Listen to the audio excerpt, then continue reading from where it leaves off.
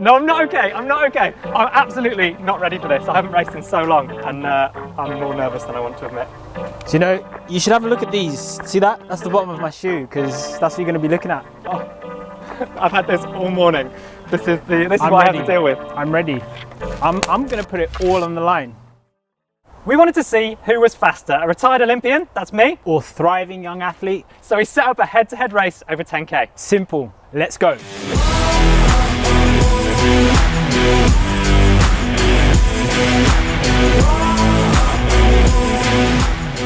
So Manni and I are going to watch back through the race together, relive it. We're both wearing one of these, Garmin's HRM Pro, which has all sorts of advanced running dynamics. We're going to talk you through those. Let's have a look at what happens. Manni and Andy have to run 2 laps around this woodland, and like any head-to-head, the winner is the one that finishes first. Let's race. How are you feeling? Your legs are shaking. I'm Why nervous. are your legs shaking? That's just nervous anticipation. I see. Yeah. You look so nervous. What's wrong with you? Freshly shaved for aerodynamics. What? I didn't think about that. I am ready. I hope you are.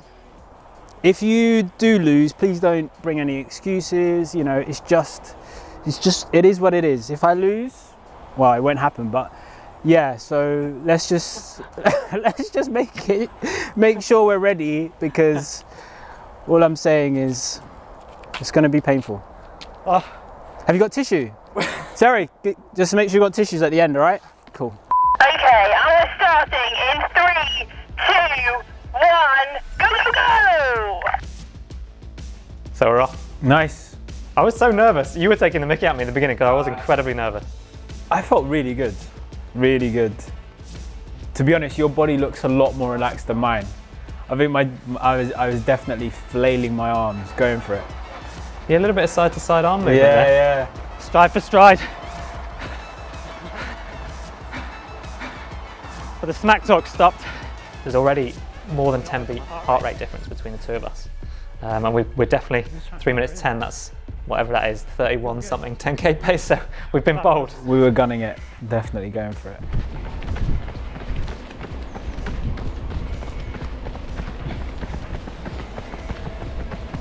Into left-right balance, so green is in the middle, which would be ideal, where you've got even contact time between your right and your left foot, but I'm spending a bit more time on my right foot and you're spending a bit more time on your left foot.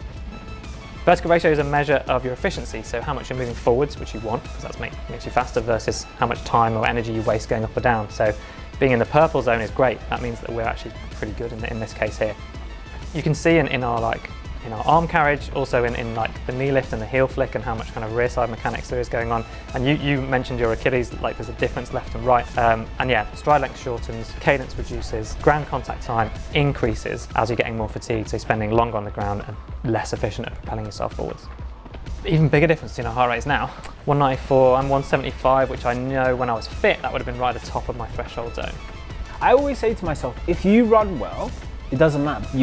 I think you win on the day, personally. Just, you know, racing for me will always be about that rhythm, that sequencing, getting into like the right zone, and your fitness. You can't just magic it. And we knew we were similar fitness, didn't we, before? This day had absolutely nothing to do with any of that for me. It was 100% that I wanted to beat you. Just wanted to crush. Not a single other thought in my mind was just beat Manni. This one. That's why you went to the Commonwealth Games and all those mad events, not me. Now I was working hard. When you started to make that gap, I really felt like, let me try and keep you in eye line. Yeah, it's a pretty open course, so there was long straights where we could see each other, and yeah. I knew you were going to be able to see me for quite a while. So here now you start to almost push ahead of me, and I felt like you were running right in front of me. Yeah, I've just got one step on you here, haven't I? I hate running with people who one-step me, but in a race I think it's okay. Looking at me on my own, actually, the balance here has drifted even more to the right, so even more of an emphasis on my right. And your ground contact time, I think, has gone up as well? Yeah, spending longer on the ground. It's very early, and anyone that's watched me run 1500 metres knows I don't like going early. Small gap, but I can still hear him, and I know I've overcooked it. I'm 20 seconds up.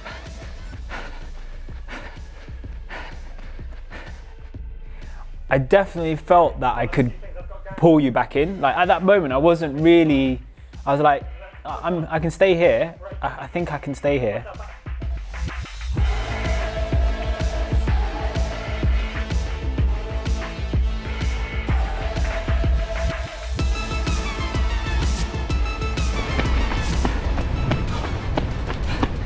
Slowed a bit to 3k as we both realised we might have been a bit ambitious.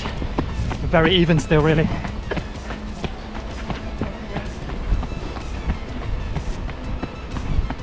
I mean, it was a hot day. It was probably close to 30 degrees when we were running, which you can't always see on screen. And these little bits of shade through the woods were welcome.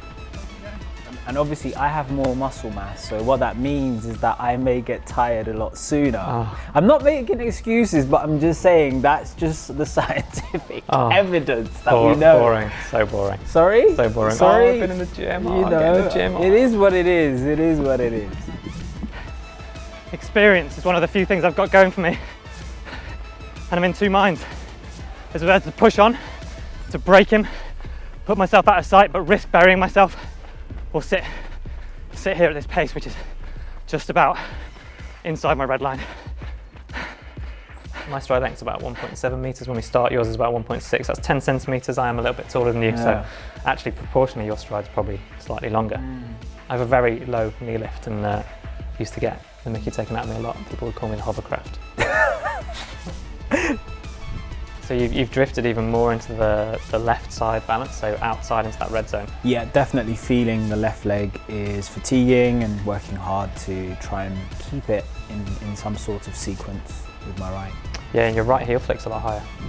It feels like two different people, two different legs. That's one lap. Coming up to 5k, the corners are killing me. I'm hopeless. Cornering like a barge. I'm nervous just rewatching it now because we've headed into the second lap here and I've got a small gap on you. I'm hurting so bad, you can see my heart rate creeping up. Oh yeah, we've both drifted into the blue zone here for vertical ratio, so wasting a little bit more effort up and down, and my stride length is shorter by 20 centimetres. When you're fatigued, that can happen. You become less explosive, you want to take shorter strides, but just keep that momentum, and that's what I was trying to think about. Into that third quarter now, from 5k to 7.5k. The hardest bit of any race, and I'm really hurting. I can look at my splits and see I'm maybe 20 seconds down this K. I need to stop talking and for the sun to go away. Yeah, you do look like you want to stop talking. You look like, I don't want this cameraman. Who is this cameraman? Why is he following me?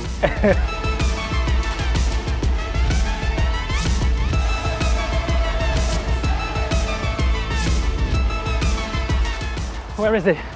I know he's coming. I think there was a point where Sarah was, this is the point where Sarah was recording me. I was like, get out my way.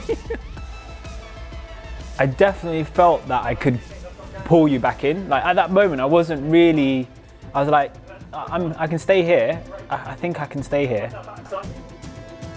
My heart rate is now through the roof and my pace is through the floor. The ground contact time is again pushing further and further into the red. Look at those numbers. 2:25 for me and 2:37 for you. How were you feeling? Fatigued, and you can see I'm spending much longer on the ground. Compared to when we started as well, we're probably looking at a 10 to 20% difference in ground contact time. Inside 1500 to go. Mine to lose. This was my distance, but I haven't got a sprint finish. Not anymore. So here, it's just about damage limitation.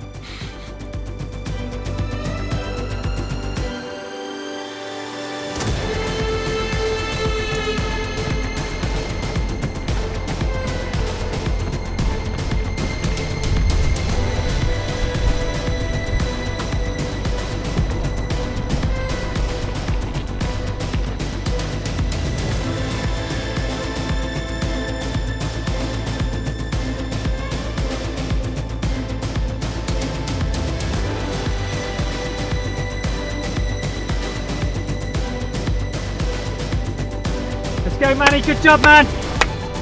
Clapping me in. Go buddy! Always a sportsman.